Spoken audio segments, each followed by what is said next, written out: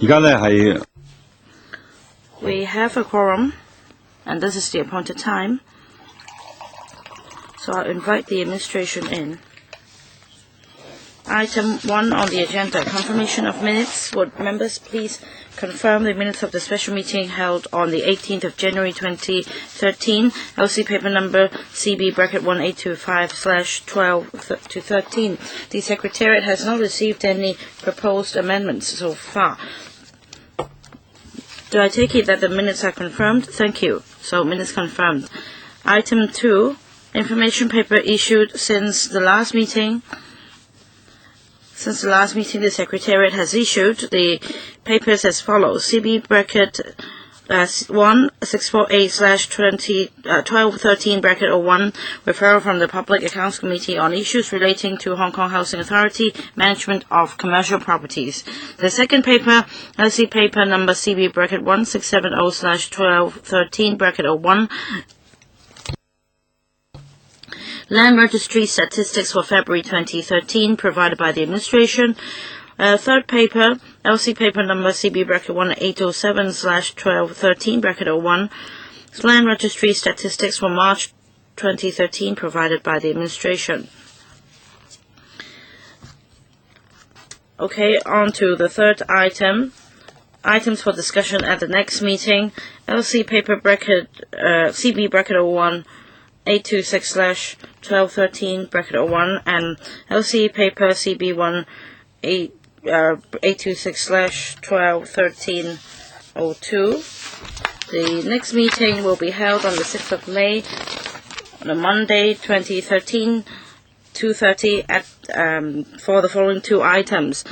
The first one is review of enhanced partnering arrangements among the EMACs and NGOs to promote neighborliness in public housing estates, and the second one, technical studies for potential public housing sites in the planning process. Any views, any other suggestions on these two items? If not, then the fourth item, progress of total maintenance scheme, LC paper number CB bracket 1826/1213 bracket 03, which is the administration's paper on progress of total maintenance scheme,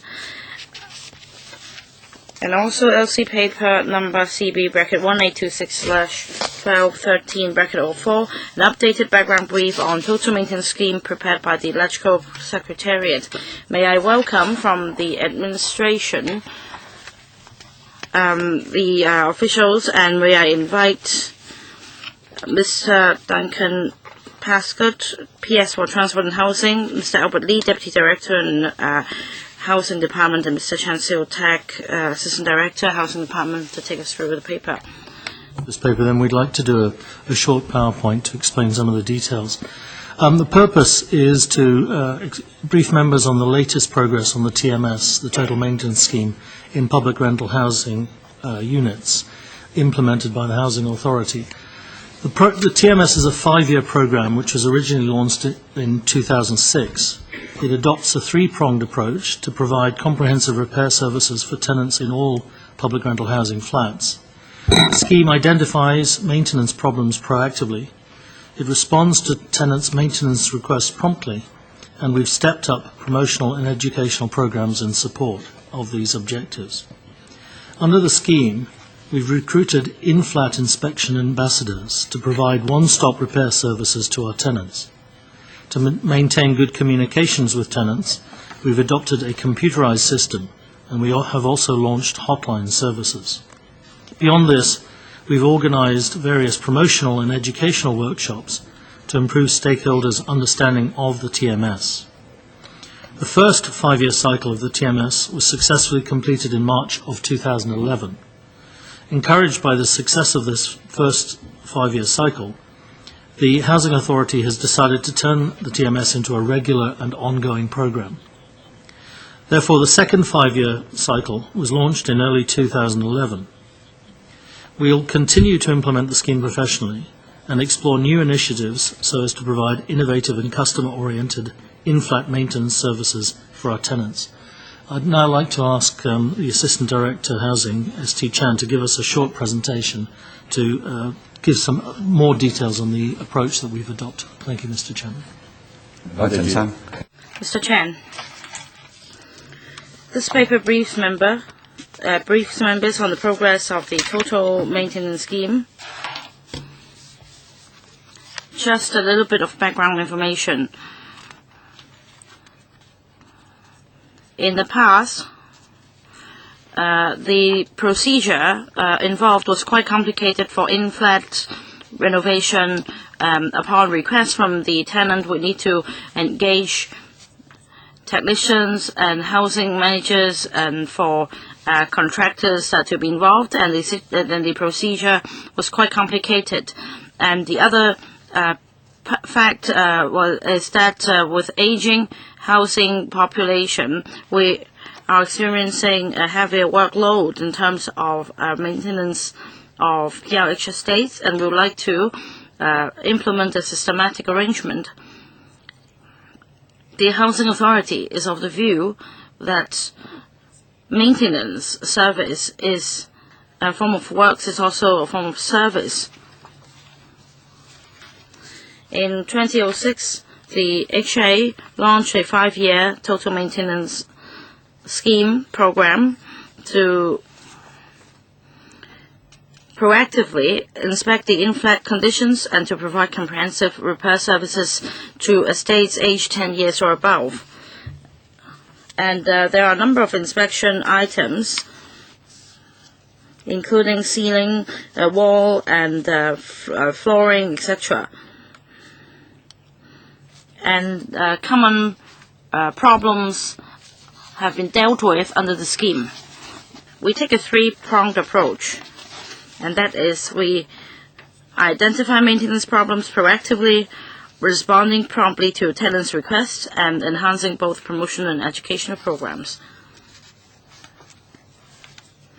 The first 5-year cycle of the TMS was completed by the end of March 2011.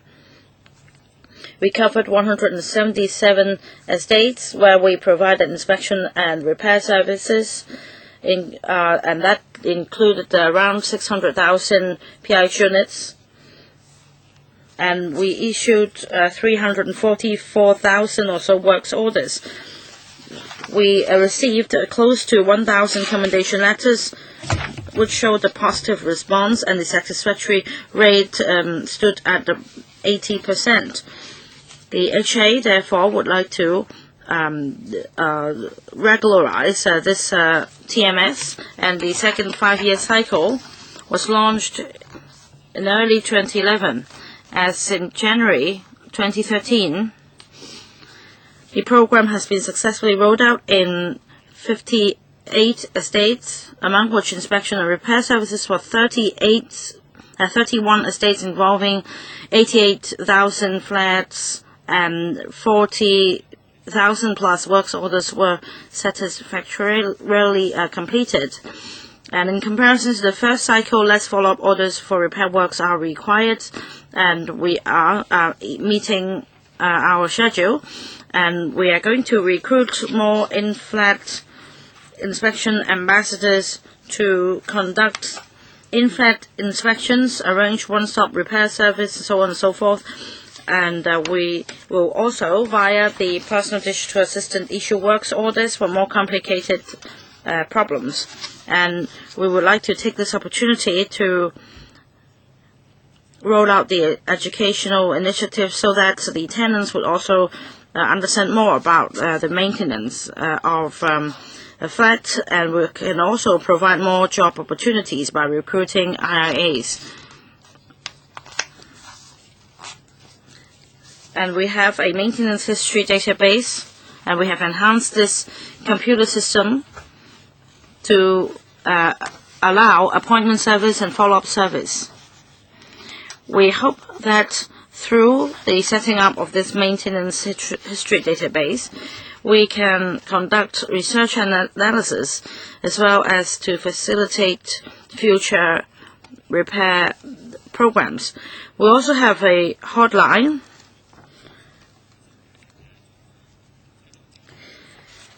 to assist in the appointment and inquiry of repair services in order to enhance transparency. As of January 2013, we have dealt with 98,400 appointments and 458,000 inquiries. We've also conducted promotional and educational programs. For example, we have seminars, briefings, and workshops, and residents' meetings to engage more stakeholders in order to further improve our program. And participants included electrical members, district councillors, EMAC members, residents, as well as contractors. We also have a maintenance education path in Taiwan House Estates. We had a show flat for display and also for the IRA's reference under the TMS scheme. And we also have mobile maintenance education booths in estates where TMS will soon be carried out. And we have exhibition boards and videos and models to promote knowledge on maintenance. And we also have tea gatherings where we collect views to enhance our service. Concrete spalling and water seepage problems seem to be of residents' major concern, and we've also engaged an independent consultant for a survey, and overall speaking, the satisfaction rate reached 80%. So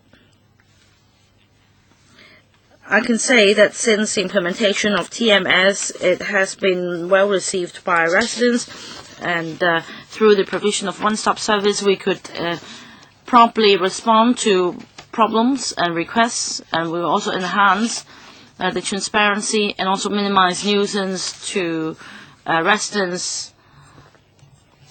And in relation to the reduction of nuisance, we ask contractors to help elderly or disabled tenants to move furniture to facilitate inspection and relevant works. They should also introduce protective measures like dust screen, etc. And the contractor will also help tenants in the cleaning the place upon completion of works. So this scheme is very much well received, and we have regularized the scheme so that basic inspection will be conducted every 5 years, and a comprehensive inspection will be conducted every 10 years. And we hope that professional services can be provided, which is customer-oriented. We also have an electronic system so that a record can be kept in relation to repair and maintenance for each estates in order to make it sustainable. So much for our presentation. Mr. Chan, have you prepared a list of estates? That is 177 estates under which the TMS has been implemented, and also the 58 estates. Yes, please provide it after the meeting so that we know which 58 estates will be coming soon. So we have a number of items. Please make good use of the time. So please raise your hands. 3 minutes each. Let's raise your hands. We have Kwok-hing, Leung Chi-chang, Kwok-hing, Leung Yiu-chung. 3 minutes each. Dr. Kwok-hing. Chairman, I think we acknowledge the efforts of TMS because the PLH estates are aging, and I have 2 questions. I am happy to see the satisfaction level of 80%. But what about the remaining 20%? Can the Housing Department give us some reasons for that? Because I heard from residents that some of them are not very happy with the scheme, in particular the follow-up service for elderly tenants, and some feel that certain works have to be carried out, and yet the contractors had not done so. And in terms of the quality of works of the contractors, they do have reservations because the government needed to consider tendering prices, etc. They would like the contractors to do other works, and of course, these are not in the original included works, but are still important to the elders. These are also on CSSA. So could you work with Social Welfare Department to assist these elderly tenants to deal with the repairs and maintenance that is needed? So could we have a response, Mr. Lee? Thank you, Dr. Kwok. The 80% satisfaction rate has been maintained fairly well, and as you say, we won't be complacent. We will see how we can increase the satisfaction. So aside from the points you mentioned, we will bear that in mind, and we are also aware that noise is inevitable. Sometimes we need to knock down walls, we need to repair the concrete walls. It brings about some nuisance, and contractors every once in a while, and they might postpone appointments. Tenants might have wasted half a day waiting for them. Yes, we will remind contractors to do a better job.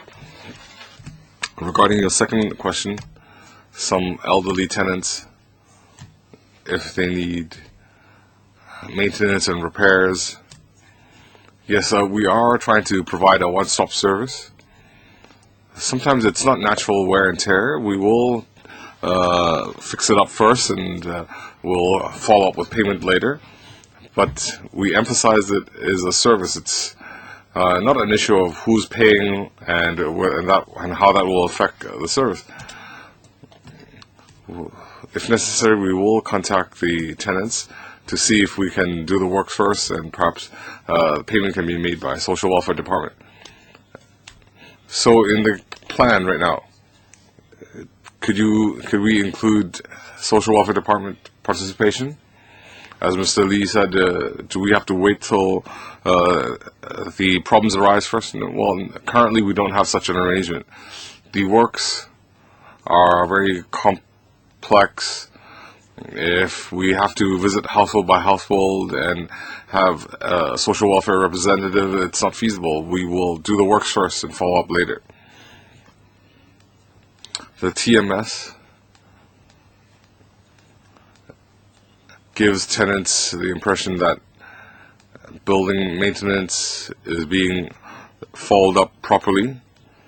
Of course, there are some hiccups in the initial 177 estates.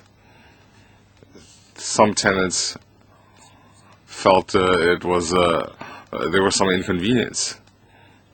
So I think we can make further fine-tuning on this issue. The majority of concerns are seepage from the floor above. A lot of times the tenants won't allow the housing department staff to enter their premises, and the unit below will suffer.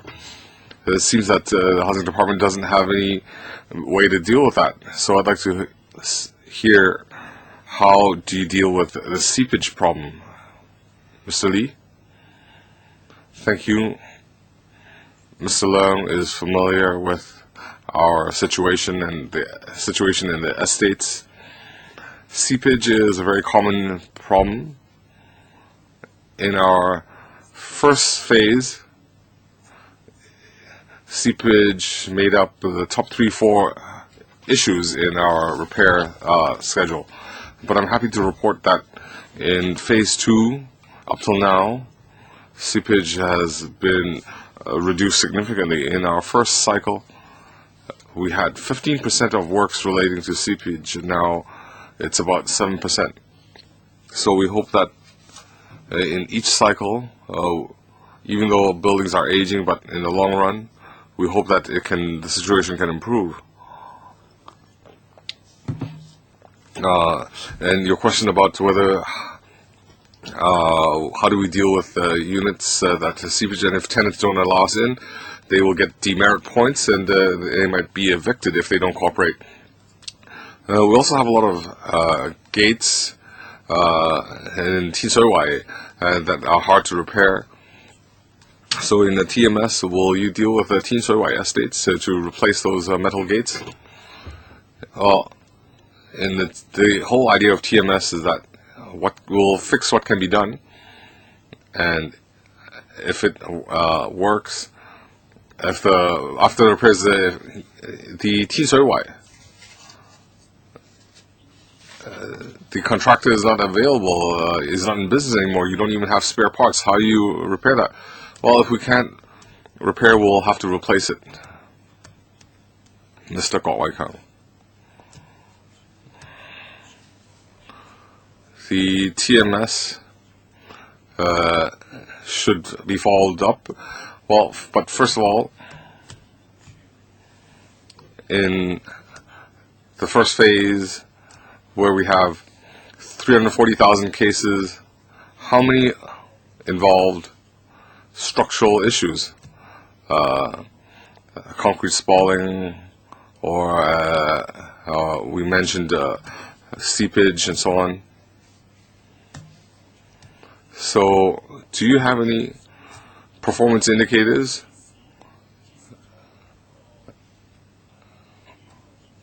that indicate that there is serious aging in the building? Do you have statistics showing that the building should not be repaired, it should be rebuilt? Yes, thank you for the question. In the first phase, concrete spalling was the highest occurring problem, and then we had seepage issues, and then we had tiling problems. As I mentioned, seepage was very frequently occurring, and these were the most common problems we came across. But after dealing with hundreds of thousands of units in the first cycle, in cycle 2, we see a significant reduction of these problems in the second phase. So, in response to members' questions, these were not structural problems. They were just minor repairs, aging of concrete and so on. So we see that even though the buildings are aging, but overall the situation is still satisfactory. In terms of the long-term sustainability of the use of our estate, we do have the structural inspections that are carried out on a periodic basis. And in that context, we look at the long-term viability of keeping these estates. So it's separate. This is to deal with particular small problems. The structural problems are dealt with in that separate exercise. I think that balance is important. So in first phase, do you have the figures for how much money was spent? Mr. Chan can provide the information. In phase 1, we spent some 900 million, and divided across the households, it's $20 per month per household. This TMS is very good. As the Secretary said, every 5 years there's an inspection, and there is some guarantee to the long-term viability of the building. And it might also bring down maintenance costs over time, and can also minimize nuisance to tenants. But I'd like the administration to consider that in your program, you examine natural wear and tear, and if you also include other behavior, human behavior, then it would add to your workload.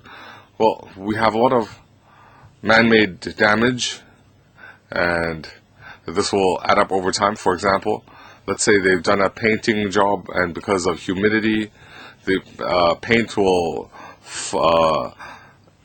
peel, and even the pipes over time, when they're not maintained properly, especially if there are elderly tenants, they don't close the tap properly. So could you, in principle, relax your repair and maintenance work schedule and help out the tenants? Yes, thank you for your question. You are aware of frontline issues. We are moving along in that direction. But we need to strike a balance because we're using public money. We'll try to balance the two sides. In the past, some contractors were very decent. They would examine cables and electrical wiring, but it was a discretionary exercise. And I see some buildings are too old, and the elderly tenants don't really pay attention to that. And it's also rather expensive if you hire people just to look at the wiring. So can you assist in this area? Yes, we will do what we can, and we are willing to look into this. Well, could you give us a more specific response? What do you mean? Yes, on wiring, the contractors, if they are able to enter the premises, they can examine the wiring where there's a potential danger. Yes, we're willing to do that because safety, electrical safety, is very important. But can we rewire their whole unit? Well, that's very discretionary. The issues we've got to address, of course, is that sometimes our tenants put their own installations in. It's not something that the Housing Authority has put in initially. And while we would obviously deal with emergency or dangerous structures, if it's their installation, they should be responsible for it. So there is a distinction here that I think we need to be very careful about. Danger, safety, we'll deal with, but they must be responsible for their own installations. That applies in toilets and wiring and all of these things. So that distinction we need to be clear about. Thank you. Just now, Mr. Lee said that Phase 1, Phase 2, the seepage problems had come down in Phase 2. So, is there any analysis for this occurrence? As buildings age, I thought seepage would become a bigger problem. And in fact, we do come across a lot of these cases. And second, I heard Mr. Lee say if the tenant upstairs doesn't allow the staff to fix the seepage problem, they will get demerit points. Even if you work with FEHD and they've tried on 3 or 4 attempts to enter the premises upstairs to do this test. So I'd like to know, in actual operation, how does the housing department assess the work? How well are they doing their jobs? Mr. Chen can respond to the first question. I'll deal with the second. Yes, we have a demerit system.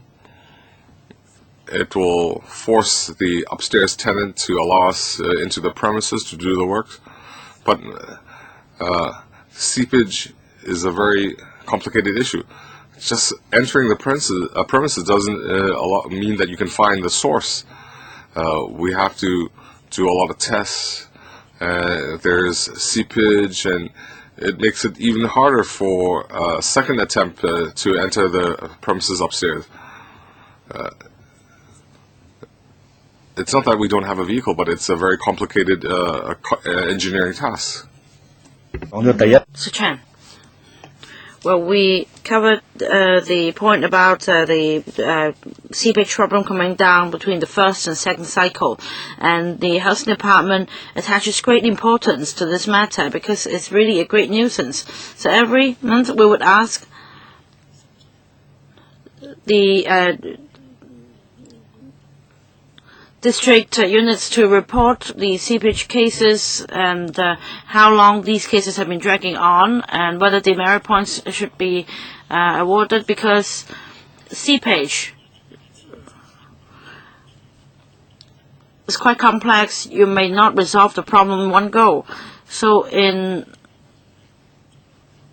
under the scheme, we hope that tenants would allow the entry of our offices so that comprehensive repair works can be done to reduce maintenance, and we want to adopt new technologies so that we don't need to repeat the works. Next, Mr. Wu Chi-wai. Thank you, Chairman. Several questions. First, from the paper, I see that the satisfaction level is close to 80%, and I'd like whether you can provide us with more basic information in relation to the remaining 20%. What kind of areas are they not happy with? The other point is about the water and electricity repair in the units. I understand in the housing department that for aging estates, they do have a plan of replacing pipings and wirings in units. So my question, first of all, is whether this is a policy applicable to all PRH estates in Hong Kong. If so, I'd like to know whether in the course you can combine the two initiatives so as to minimize nuisance to residents. For tenants living in the aged estates, well, they really suffer because sometimes you need to carry out works in relation to seepage and also to replacement of pipes and then etc. So I hope that these works can be combined. And second question, we do see a lot of cases. Sometimes the contractors do have a problem with their, quality. Sometimes it isn't the clerk of works who check the works of the contractors, but rather other frontline officers. So my question is whether you can ask more experienced or professional staff to check the outcome of the contractor's work so that we see fewer complaints from residents about the substandard quality. Mr. Lee, I'll try to take the first and second questions, and I will defer to Mr. Chan for the third question. About the remaining 20%, as I mentioned, basically it has to do with noise. Sometimes you need to drill the walls and ceilings for concrete spalling problems. Some sensitive tenants might feel very much inconvenienced by the noise.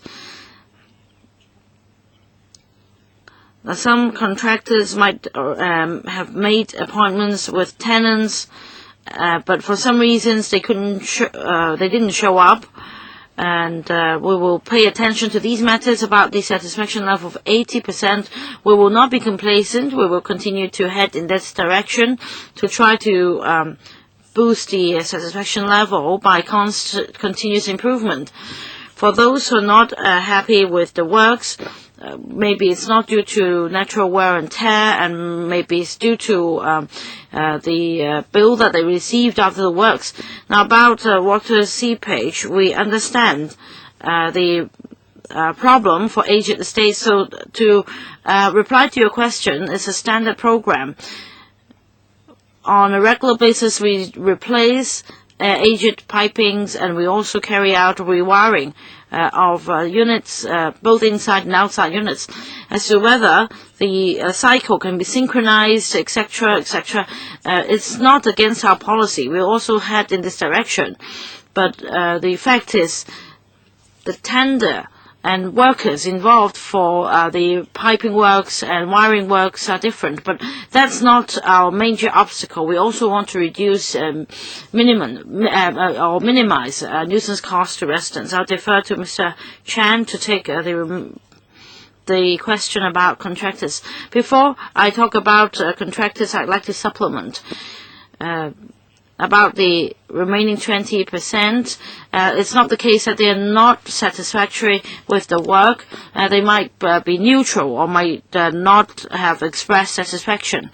Now, under the mechanism, we only award tenders to contractors who have done their work satisfactorily. And in terms of maintenance works, before the commencement of the works, we would ask the contractor to give us a sample as the yardstick, and our frontline officers will make use of this sample to check the works. This will be used as the standard. On the other hand, we also have spot checks on the works of the contractors. For example, in relation to dust-proof measures and noise mitigation measures, if they are not doing the job properly, then points will be deducted. We hope that by doing so, the contractor's work can be improved. All right, time is up, and you have given your answer, so I will make use of my own time to ask the administration. First question. As asked by members just now, contractors will be, with the lowest bid, will be awarded a tender, and this is our selection mechanism. Second point, I very much agree with the setting up of an electronic record for units, because with this data there will be fewer disputes between tenants and the housing department and the contractors, and the transparency can be enhanced. Monitoring can also be enhanced. So will you consider promoting this system to PMCs or the property management in private estates with the help of the Home Affairs Bureau? For private buildings, they can also set up a similar system, and perhaps this system can be used by the Joint Office for Water Seepage to resolve disputes. Two questions. Yes, to respond to the first point, we do not just award the tender to the lowest bidders. We also look at the performance records of the contractors. Their performance would affect their future chances of winning the bid. As for the electronic card, thank you, Chairman. And we are trying to build up this system, and we would like to extend the system to the external areas of the building, because this will greatly help our repair and maintenance in the future. As for other estates or other buildings, we will reflect this view to the relevant department. Thank you. Because for this maintenance and repair card, e-card, I think this is a very good initiative. I think this can help resolve or minimize disputes in the community. So you should promote it. One last question about the TPS tenants. Can they also benefit from the scheme? Yes, TPS is also covered under TMS. All right, thank you. So I've used up my time, my speaking time. Mr. Tony Chair, 3 minutes. Thank you, Chairman.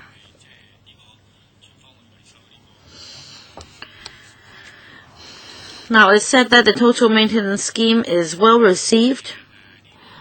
So with the ongoing cycle of the scheme, has the department assessed how long the lifespan of estates can be extended? Can you measure the quality or the effectiveness of the scheme? The other point is about TPS tenants rather. They give the same treatment as PRH tenants. Who would like to take this question? PS? The first part, if Mr. Lee can answer the second part. Thank you, Chairman. Thank you, Mr. Chair, for your question. It's a very good question. We firmly believe that the principle of the total maintenance scheme is preventive maintenance.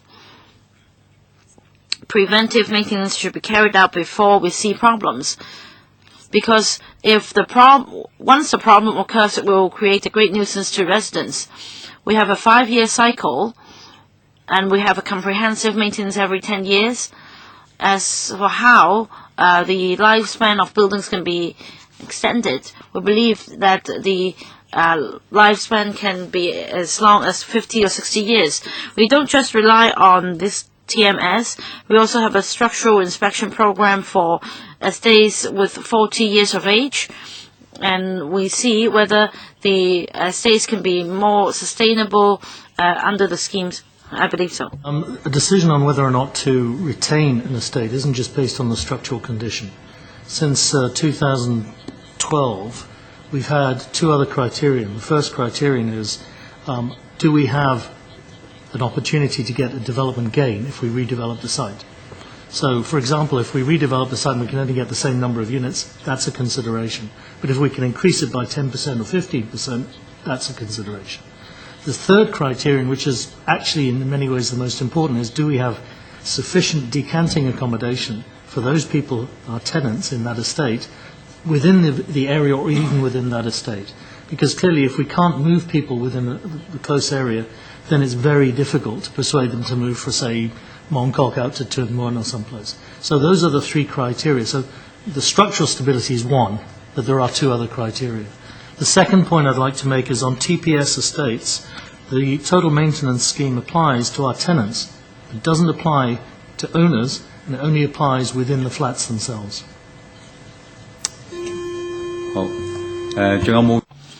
All right. Any more questions from members? If not, I will conclude this item. All right. Item 5. Progress report on addition of lifts and escalators to existing public rental housing estates. 3 papers. LC paper number CB bracket 1826/1213 bracket 05, which is the administration's paper on progress report on addition of lifts and escalators to existing public rental housing estates.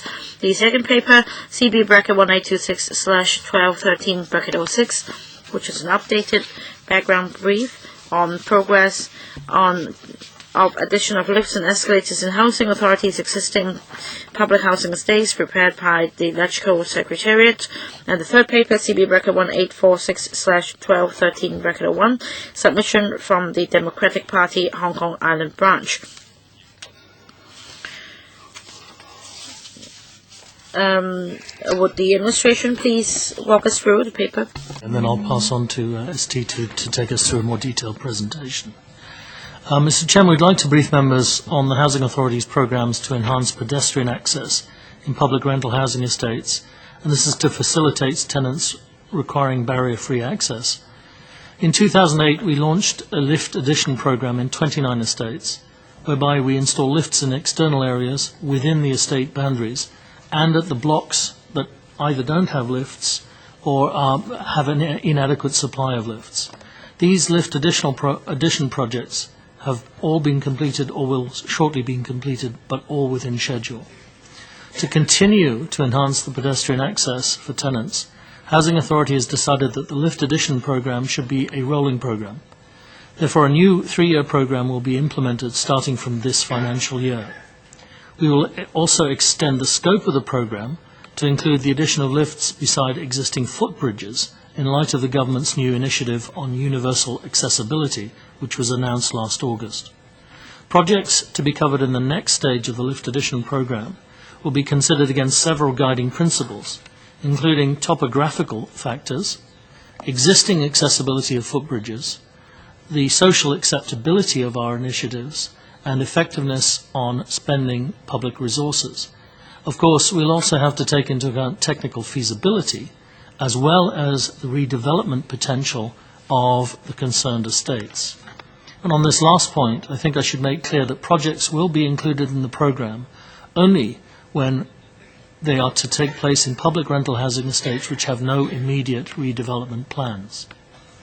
Beyond the rolling programme, the Housing Authority also has another ongoing programme, the Lift Modernisation Programme. Again, this is an ongoing exercise to modernise lifts aged over 25 years in existing public rental housing estates. The lift modernisation projects are moving ahead as planned, and we target to complete approximately 100 lifts each year.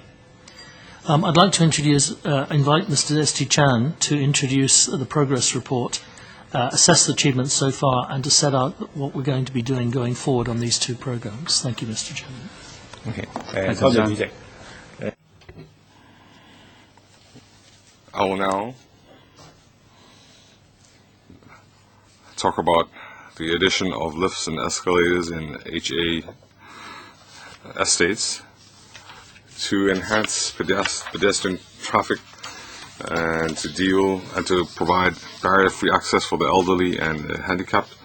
The HA has put forward a series of improvement plans. Starting from 2008, we have the elevator program, where estates do not have lifts and escalators. They will we will now build footbridges, escalators, travelators in the external area of estates. And also starting from 2006, we had the lift modernization program, where escalators more than 25 years old will be modernized. In December 2009 and February 2011 and May 2012, we had provided some progress reports, and on this occasion I can happily report that our work's progress is satisfactory. The majority of works are completed on schedule. We've already completed 66 escalators, 6 travelators, and 16 footbridges. The works are progressing on schedule, and we've already completed 615 escalators. So in old estates that do not have escalators, we now have 13 projects where 42 are already completed. For example, in Peng Sek Chun, in Fuk Loi Chun, Sun On Chun, in Lik Yun. We foresee that they should be completed in the third quarter this year. So when Lik Yun is completed, and given the technical feasibility, the HA will have installed elevators for estates without escalators, and basically this will we will have completed our goal. Adding footbridges and escalators in external areas, we've already completed 19 projects. For example, last year we completed Peng Tin Chun, Lai Ging Chun, Chang Ting Chun, where we've installed 24 elevators, 6 travelators, and 16 footbridges. We also have projects in Lai Yu Chun, Yu Dong Chun. These involve large slope maintenance projects, so they will only be completed in the first half of this year. Regarding the future addition of escalators, in order to enhance pedestrian traffic, the HA will continue this program. It will be a long-standing program because we want to have barrier-free access in our government projects. So overall, how does the HA decide whether an escalator is added? Well, we will consider the following principles: the environment, the vertical distance, the vertical, and we'll also consider the community acceptability, the existing footbridges feasibility. We'll also consider the public funds and whether the estate can be redeveloped. The next 3-year project has already commenced, and we forecast that by 2015-16 we'll complete the second phase.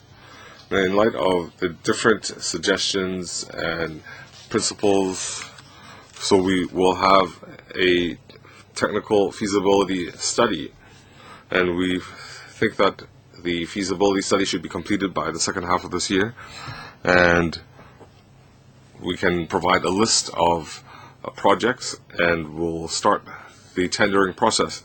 In compiling the priority list, we will consider the estate's redevelopment potential, the HA.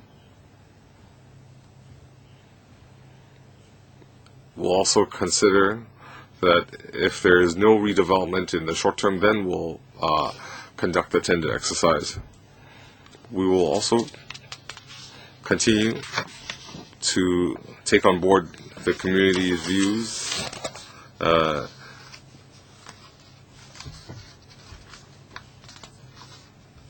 in the lift modernization program. For elevators older than 25 years old, we will conduct a comprehensive inspection and will draft a priority list. We'll install new doors at every floor. We will examine the elevator shaft, and if the structure is feasible, we'll also add new lift entrances at floors that don't have a lift entrance. In the 2010 project, we had 4 contracts, and 94 elevators were modernized. In 2013, we also need to install 112 escalators, and up till now, we've already modernized 615 escalators in 34 estates. In the coming 5 years, we'll modernize 100 escalators every year. So the whole project success relies on communication with the community, and during the works we work with the EMACs and we communicate with the tenants. We try to minimize the nuisance during the works. We also emphasize the benefits of the works. And overall speaking, these works are very popular with the tenants. You can see the completion of the elevator shaft, and that would conclude my report. Thank you, Mr. Chen. I have the same question. Can you provide the additional escalators and the works that are scheduled? Do you have a list of the estates? And second, do you have a list of completed works? And yes, we can provide the information after the meeting. Just now I also said that we still have to conduct a feasibility study, and that will be only ready by the end of the year. Yes, we can provide a list after the meeting. So you can provide the information in one go.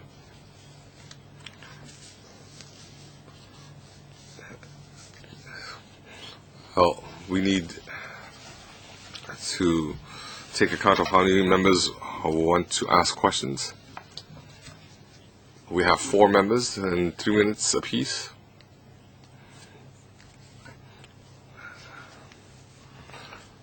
Let me read 各位嘅麥美娟、張超雄、梁國雄、田北辰。Okay. The paper talks about modernization and do you need to relocate some tenants?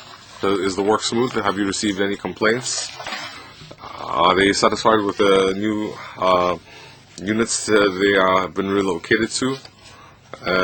Newspapers also report that 5 contractors, Otis Elevators, they have been graded at grade 3. So the housing department, how many of the elevators are handled by these contractors? How many of the estate elevators are handled by these contractors? And aside from the regular inspection, the housing department, do they have extra inspection? Because the public estate elevator use is quite heavy, and during the tender, aside from the lowest bidder winning, will you also consider the company's scale and staffing level, whether they can handle the works? Who can take up the question, Mr. Chan? Regarding the tenants that need to be relocated,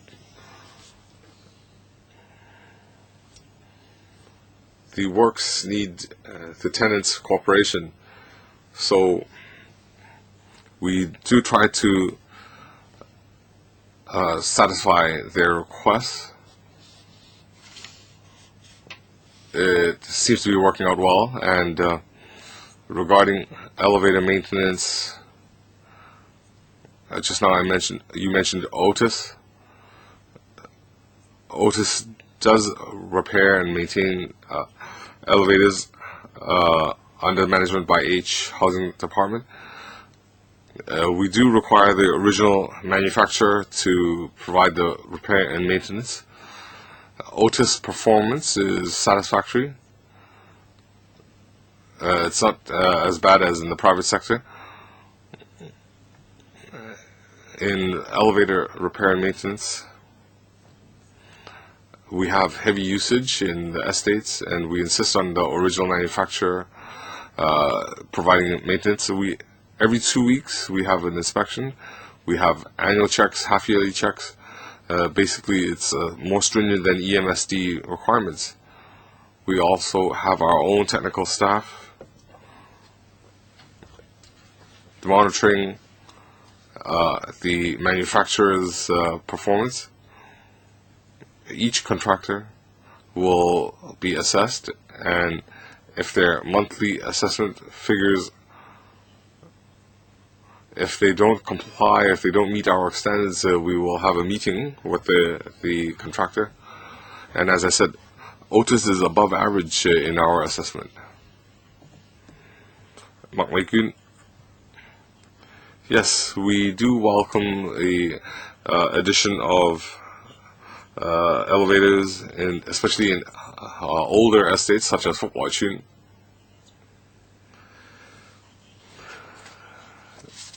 So, whether an escalator is installed, we see in some estates where they have these handheld travelators. So, as you are aware, we want to assist the elderly or physically disabled. For example, in Kwok-hing Dong, from the mall going all the way up the hill, they have a travelator, but a lot of the elderly, I've myself had the experience of being wheelchair bound, and we can't use these travelators. So for the elderly, it's not useful to them. So will the housing department consider adding an elevator? And when you add these elevators, lifts, escalators. Some have only one elevator shaft. So how do you decide? Because we see in some new additions, it's very popular in, for example, in Daiwa Hao Estate. So they have to queue in line because if you have 2 baby trams, they will occupy the whole lift, and if there's a wheelchair-bound person, they will occupy the whole elevator. So how will you decide? Mr. Chen?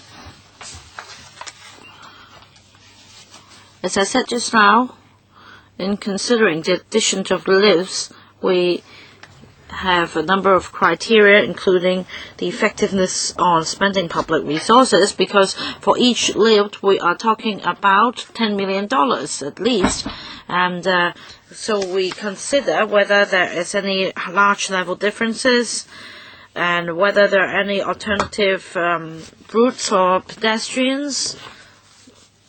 If there are other alternative routes, only that they may not be convenient enough, then they will be given, say, a lower priority. And we also consider the locations of lifts for existing estates. Sometimes they already have certain facilities, and sometimes the lifts simply cannot be added.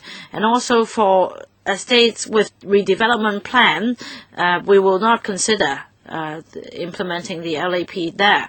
And we also consider the flow of people in deciding whether 1 or 2 lifts should be added.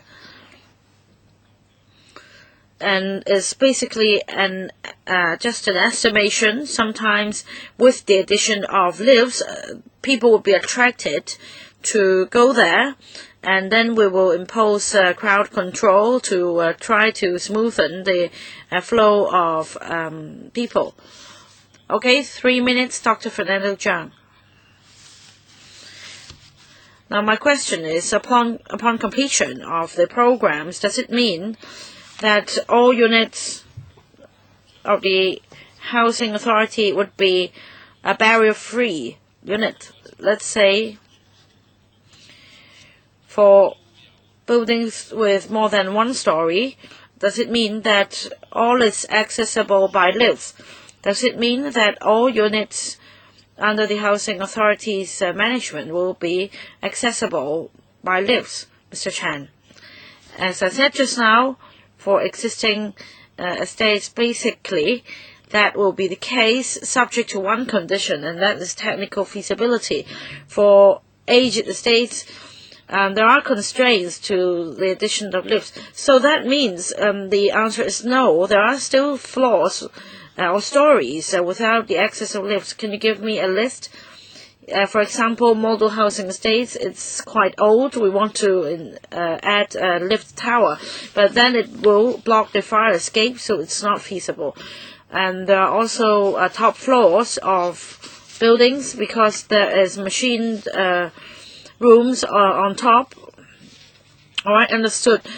Chairman, my concern is that many of these estates are aged, and the residents or tenants there are also elderly. I understand that they can request for relocation.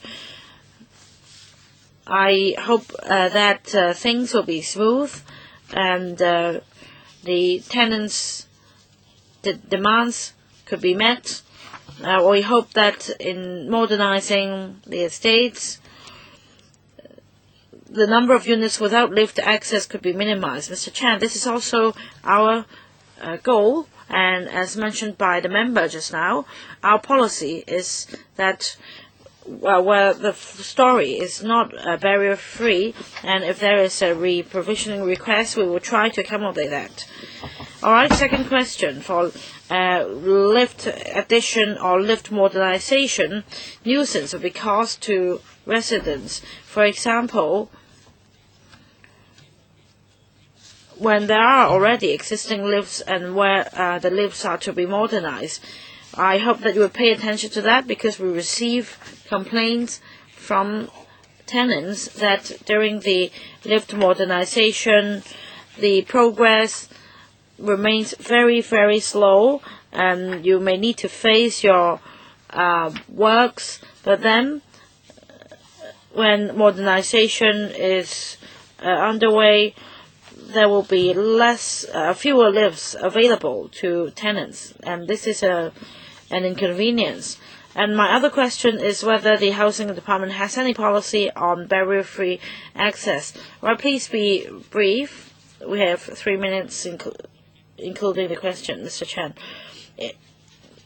Under the LMP, usually we face a project in 2 or 4 phases. We need 9 to 10 months, usually, because, like I said just now, it cannot be done in one go. And for new projects, we are trying out a new method to streamline the works procedure down to 7.5 months. Mr. Leung Kwok-hing. Chairman, I see you have an LMP, and in 2013 we have planned to let out contracts to further replace approximately 100 lifts. So that means when CY term ends, there will still be 100 lifts outstanding. My question is, can't you synchronize the 2 periods? If you think that there won't be enough financial resources, you can set up a fund for this purpose.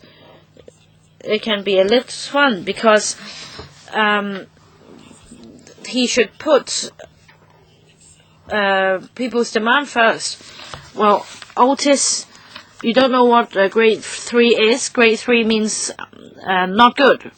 When I was young, the FTU taught me a song, and that is American lives are bad, and that is Otis.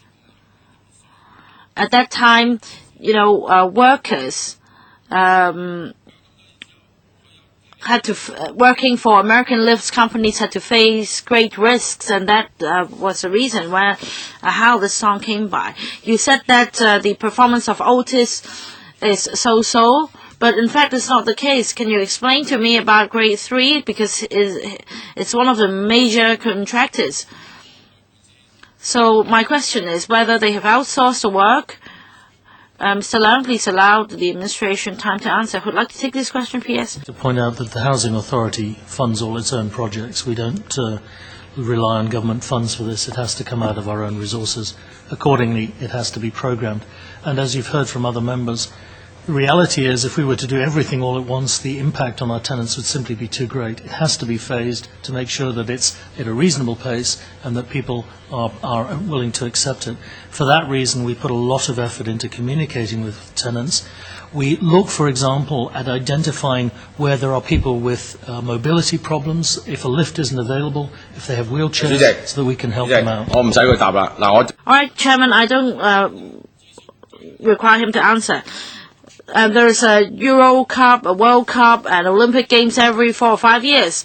5 years, 100 lifts. What's the technical difficulty? It's a waste of time. You just do your inspection, and the EMSD cannot do its job. Why must you engage the EMSD? Actually, we've already done over 600 lifts. It is an ongoing program, and it must be, because unfortunately lifts have to be replaced after every 15 to 25 years. There's no way to avoid it. It's not a one-off exercise. It has to be ongoing. And that's the reality that we face. How to improve? Next, Mr. Michael Tian. Thank you, Chairman.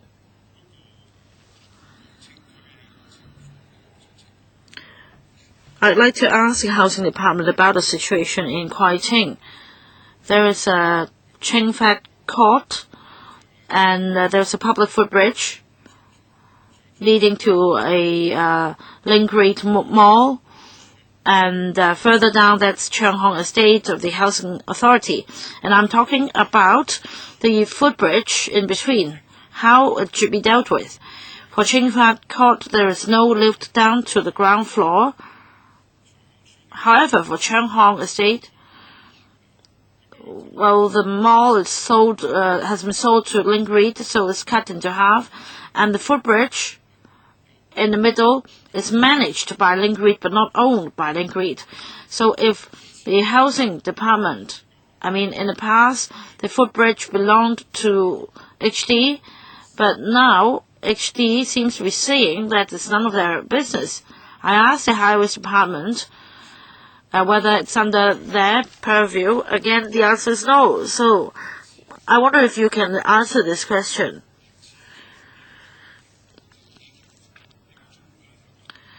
Now, in the past, there were footbridges leading to HD sites, and those were government footbridges. But now, the malls have been sold to Link-REIT. So, for these footbridges, will lifts be added by HA? Mr. Tian, this is a very specific case. Let's see if they can answer you today, Mr. Chen. No, this is indeed a concept, Mr. Chen. Well, I will talk about principles. If the proposed lift is within the PRH estates area, we will consider it. For footbridges, if the maintenance and repair is the responsibility of the HD, then the HD will also take up the work. If the footbridge belongs to Highways Department, however, we will refer the case to Highways Department. Under the Universal Accessibility Scheme, the footbridges are under the purview of Highways Department. Do you know that if there is not a designated number or number designated to the footbridge, then it's not under the Highways Department and is unmanaged? Well, usually there will be an arrangement, but according to the Highways Department, if there is no serial number from them, then it's not managed by them. Please follow this up, Mr. Tian, after the meeting. Next, Mr. Christopher Zhong. 3 questions, thank you, Chairman. First, on addition of escalators in Yotong Estates, I heard that the work will be carried out by HA. I'd like to know the progress. The estate is aging, and elderly people would hurt their knees when going down. And about the speed of lifts or escalators, there is a problem. For Yuan Estate, well, we ask for a lift, but then you build a house. You build a concrete structure. Could you consider having transparent lifts? You said that because of privacy matters, but in fact you can use semi-transparent glass. Can you consider expediting the works with cheaper materials? Now, the third point is that at the recent meeting with EMAG, for these new lifts, say if the lift door is kept open, say for moving purpose, then the other lifts will not come down, and that is a problem. For new lifts, for new estates, there could be 60 or 70 households per floor. If for some reason the lift door is kept open, and then the other lifts will not go down. So you should either change your program or use traditional or the conventional method. Please allow them some time who would like to take this question, Mr. Chen. Yotong Estate. As shown on the slide, the works for Yotong Estates will be completed in the first half of this year. And the estate will be more accessible to tenants upon completion of works.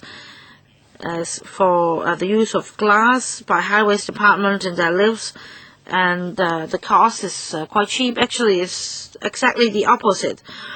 For the highways department, they use glass because of security reasons. They want to make it visible. For housing department, however, the situation is different. We have a CCTV security system which transmit the message to management offices. So we don't use glass. 一定要加冷。 So they need to have aircon. So from the environmental perspective, we would prefer natural ventilation, and in the long run, that's a more economical and environmental solution. We've concluded the first round of questioning. Well, the programming, I'll allow you that question in the second round. Yes, I'll follow up on the estate management. And in the second round, we have Kwok-hing, Kwok-hing, Kwok-hing. 2 minutes apiece. Kwok-hing. My initial two questions were not answered. You said you would look at the footbridges in the vicinity, but I mentioned that the travel aiders can't help the elderly and the handicapped. So you need to install a lift or escalator next to the travel aiders because that will help those using the wheelchairs and walking sticks. We don't want to see accidents happening. And after installation of the escalators, it's very popular. There's a lot of traffic flow. So it's been shown that your management doesn't work because these escalators are so popular. It's hard to manage the traffic flow. So will you consider adding another escalator? Thank you for your two questions. The travel aiders, we understand that the elderly and those with special physical needs need special arrangements. But there were also other design considerations. If you want to travel from one level to another level, you cannot build an escalator or a lift. So you're correct. Lifts and escalators provide a barrier-free access. But we also need to look at the actual scenarios. In some estates, it might not be very convenient, and when you ask would we consider adding additional lifts and escalators, will depend on the situation. And especially when the traffic flow is heavy, well, if there's a discrepancy between forecast and actual traffic flow, we'll have to consider the technical feasibility and the actual demand. Regarding safety, I had wanted to suggest that in the new tender exercise, we should rule out grade 3 contractors. But Mr. Chen just now said he defended that they should use the original manufacturer to provide maintenance and repair. But you need to be aware that these 5 contractors that are grade 3, they had made some mistakes previously, including Otis elevators, because the cable had snapped, and there were other deficiencies, and these endanger the users. So the housing department, in its upcoming work, how will you monitor these contractors? How will you ensure the safety of these infrequent incidents? But should they occur, these would be lethal. So I hope you can strengthen your monitoring.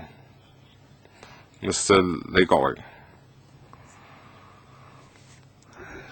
the members thinking the same as the housing department. We place safety at the highest level. We have internal measures to monitor the contractor's work. And in fact, our monitoring is even more stringent than the private sector. Of course, we do have our own committee to monitor these contractors. If the problems are frequent, it will activate our committee, and the committee will interview with the contractors, and we might bar them from putting in a tender in new works. Raising a general issue, it's not just related to lift contractors. All our contractors know that if they have an incident, it doesn't matter if it's on a housing authority site or on a private site, we will investigate. And they are required to answer questions on those incidents regardless of whether they take place on our sites, because we don't accept that a mistake in another area does not have effect on us. So therefore we take a global perspective on this, and we do take safety very, very importantly, both for our contractors' staff as well as our tenants. So I want to emphasize that point, Mr. Chairman. 500 escalators in 5 years. It's like some African nation. Everything is very orderly. So it's like the division of land. Everything is in square lots. Why do you have to have 100 elevators per year? Well, it's an artificial number. If it was in response to actual demand, the figure should fluctuate. So my question, can you take the 500 lifts in 5 years, can you increase that? And you're saying no. Of course not. I already told you, if you don't have money, you can come to us for funds.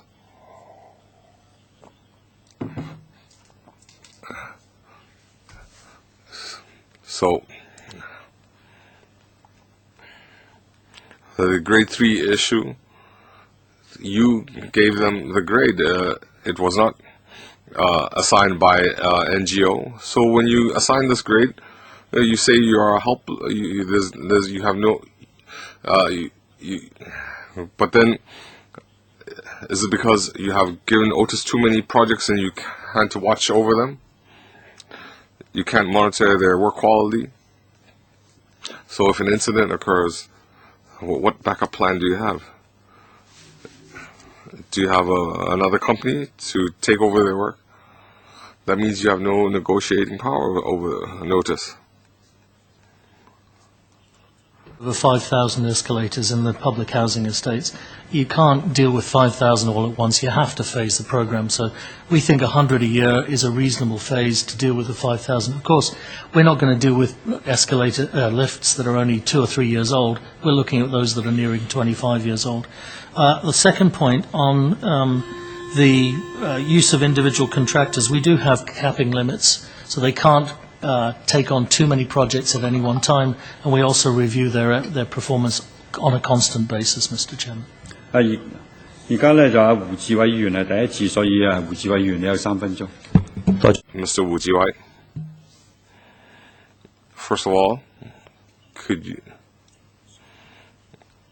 you have a normal elevator maintenance schedule? So could you give us a description of your general maintenance? And second, the paper mentions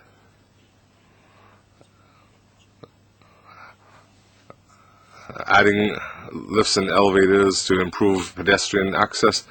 So, your plan, do you have the resources ready? And which estates would be handled first? Because we need to assess whether there are estates left out. And these estates, elevators, are handled by the different manufacturers, but because the estates were built in phases, so there might be 3, 4, or 5 companies managing the 10, 20 elevators. So I think there is a technical difficulty there, and what do you have in mind to improve that? Well, your second question was answered, but I'll let them have a go at it again.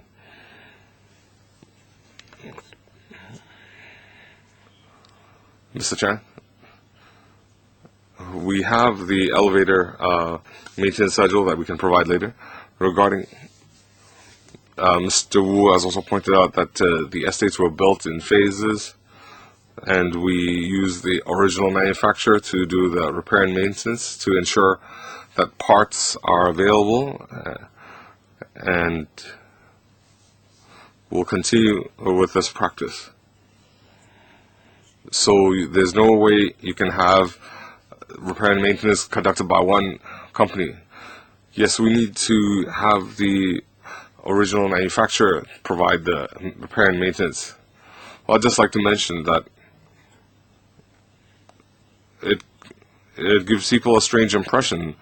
There might be one or two elevators that are substandard, and it's very hard to explain. It's because it is serviced by a different company. So I'd like you to think about it, because I see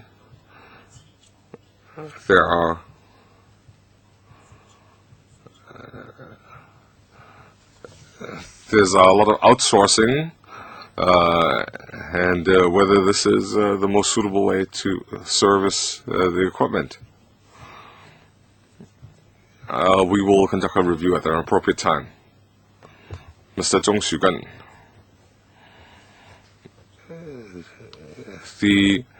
Having these glass elevators, well, that was a strange response. Well, it's not related to security. You can have a security system for any kinds of elevators.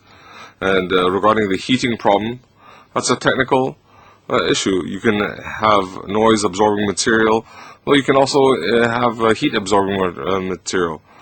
We also have different kinds of aircon.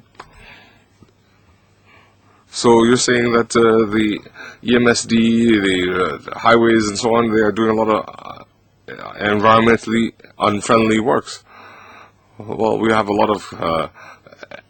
so if you have these transparent elevators, you'll be able to save a lot of money. Why can't these be built quicker? And Mr. Lee? Let's put it this way. For roads and bridges, they don't have to serve such a high, they don't have to serve a lot of stories, so they can use a weaker material. It might be appropriate, but there might be also other considerations, such as wind. I don't need them to respond. Can they just study the issue? These tourist elevators can serve 20, 30 stories. Yes, we will bear an open attitude. We can consider different designs. So let's conclude this item.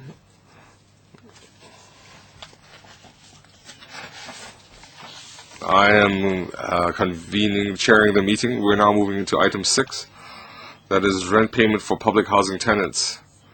CB1 826/1213-07. The paper sets out the government's proposal to pay 2 months' rent, and we welcome the officials. Mr. Prescott will continue to stay with us. We also have Ms. Wang Qinyu, Mr. Liu Ginglang, and Mr. Lai Yeting.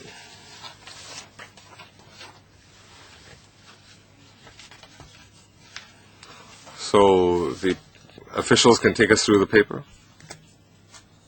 Ms. Wang? Thank you, Chairman. We have a simple paper here. The FS, in his 2013-14 budget, had a series of one-off measures, including paying 2 months' rent for households living in PRH units. So, as in the previous years, we had a similar arrangement. So tenants of HS Group A estates and tenants of elderly persons flats in HS Group B estates will receive 2 months' rent. So for these tenants in Group A estates, we will pay them 2 months' rent, and under the HS, they have Group B estates, so their rent or income threshold is higher than normal estates. In the past, the elderly tenants in these estates, they will also receive 2 months, but for non-elderly tenants, we will pay 2/3 of their net rent for 2 months. 如果係呢個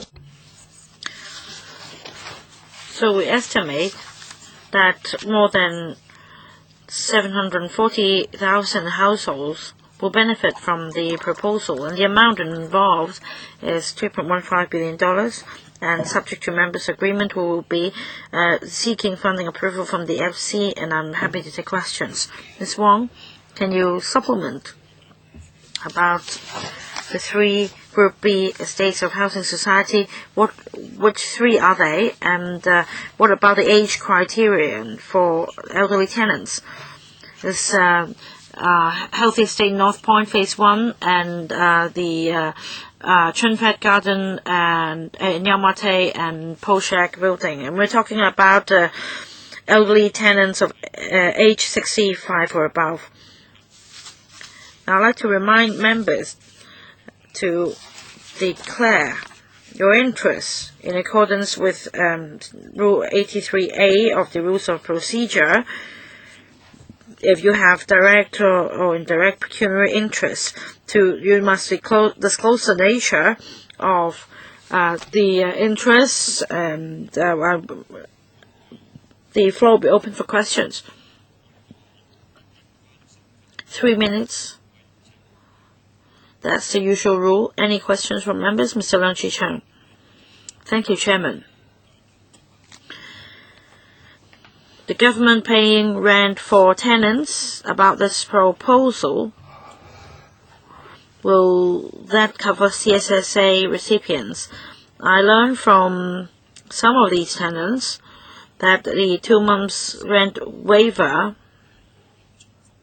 is actually a duplication of the rent payment by SWD on their behalf, and they feel that for other tenants, they actually get a handout of 2 months rent, but for CSSA tenants, that's not the case. The SWD will pay on their behalf, and the SWD will not give any rebate to them. So basically, the relief measure doesn't help CSSA recipients, and I'd like the administration to explain to us why the CSSA recipients are not included. Ms. Wong, Mr. Leung's understanding is correct. The relief measure aims at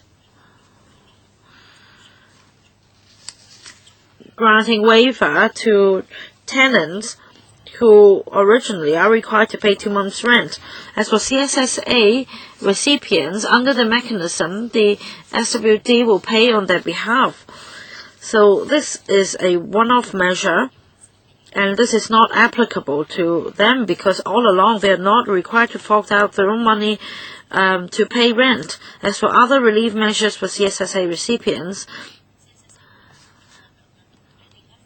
well, as said in the budget, a month's extra allowance will be given to CSSA recipients. But as far as this initiative is concerned, this does not apply to CSSA recipients. Any further questions from members? No? Okay, I will use my speaking time now.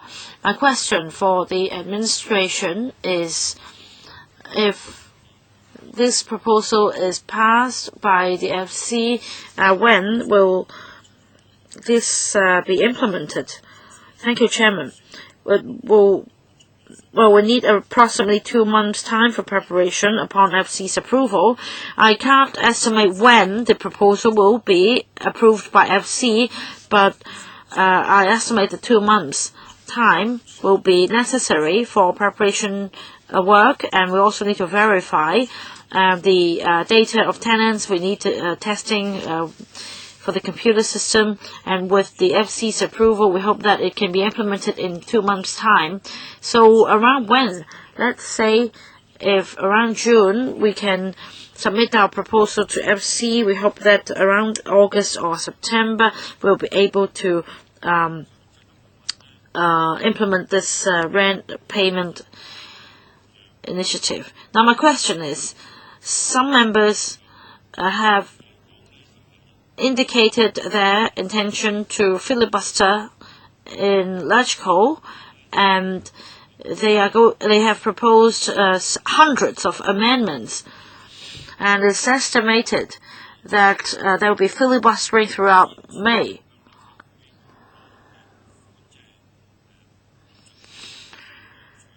The administration has already sought funding which is sufficient for normal operation without filibustering. But if there is filibustering, the original provision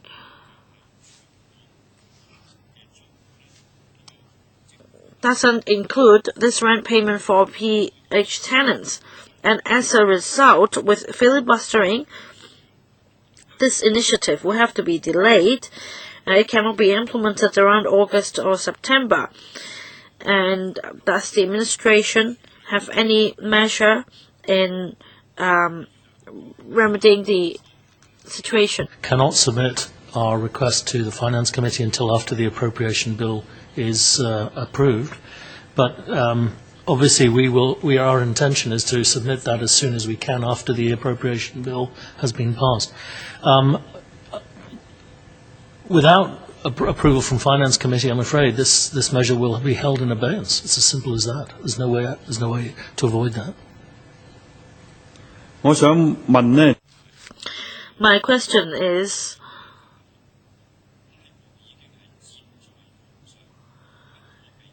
filibustering is imminent, is inevitable, it seems. And the administration's initiative has been proposed. So my question is, we must try to help public housing tenants. So my question is, originally the administration intends to spend 2 months on preparation. So can the administration kickstart the preparation work first when civil servants are still getting their pay? Certainly. Yes. We're already working on the necessary papers so that we can bring it forward. But the issue isn't the preparation of the papers. The issue is, when are we given permission to move forward? We can't do that until after the appropriation bill is passed. 主席，或者我都再補充少。 Chairman, perhaps I can supplement. Apart from preparing for the necessary papers, there are other advanced works like modernizing the computer systems, and we will go ahead with that first. But it all boils down to the same problem, and that is, when exactly can we implement this initiative? There are people moving in and out of PRH estates, so we need to have a timetable as to when or which months this can be implemented before we do all the procedures. There are works that can be done in advance, but there are works that cannot be done in advance. We must get a confirmed timetable as to when this can be implemented before we do that kind of work. We'll try to do the best we can. Thank you, Ms. Wong. I'd like to thank the THB and the Housing Department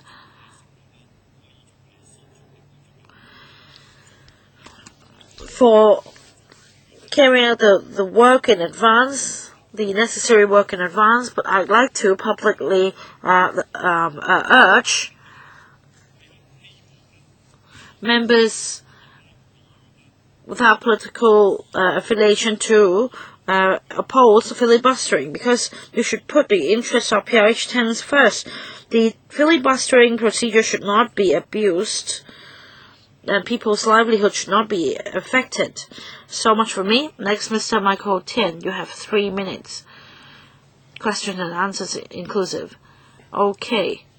According to the administration's data or information, the monthly rent for PRH is 1,440, and there are well-off tenants, and under the policies they are required to pay higher rent. And if the administration will pay on behalf of the well-off tenants their net rent for 2 months, according to my calculation, there will be about $60 or $70 million will be involved. And according to the well tenants policies, no new flats will be allocated for them. It's because of this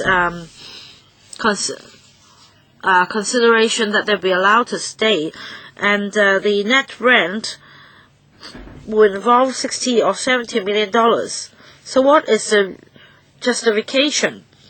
Is it because the administration wants to maintain harmony, or should you consider effective use of public resources? Who would like to take this question, Ms. Wong? We have considered all these circumstances before proposing this initiative. And Mr. Tian is right in saying that for tenants, well-off tenants paying additional rent, according to this arrangement, the government will only pay the net rent for 2 months, but not the additional rent. Let's say the net rent is $1,000, then we will only pay the net rent of $1,000, whereas for the remaining $500, they are required to pay the amount themselves. For well-off tenants, they are still existing PRH tenants. They might be a bit well-off comparing to other tenants, but they are still the subject of relief measures. And having considered all the factors, we agree that we will pay net rent on their behalf. And this is the established practice. Yes, I understand that this is the established practice, but equality doesn't mean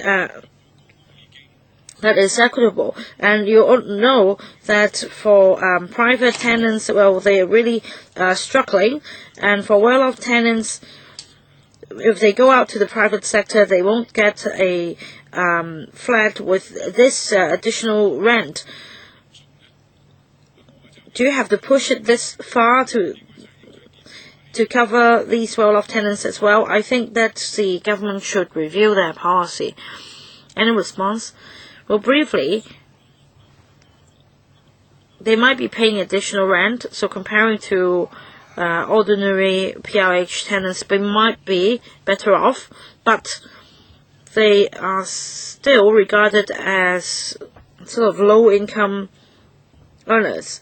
So having considered this factor, we think that they should also stand to benefit from this scheme, but then we will only pay on their behalf the net rent, but not the additional rent. So we have struck a balance.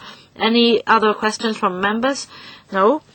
So I would like to ask members whether members support this proposal to be submitted to FC. You all agree, right? No objection. Okay, last item. Any other business? Nothing under AOB, so meeting adjourned. Thank you.